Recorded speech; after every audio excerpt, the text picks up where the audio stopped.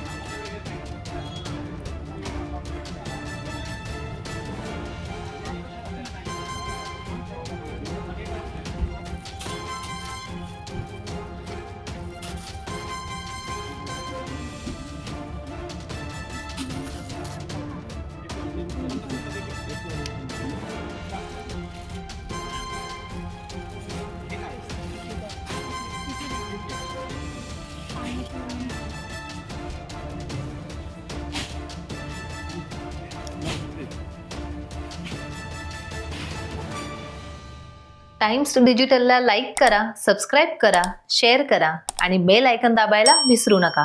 पाहत रहा times digital.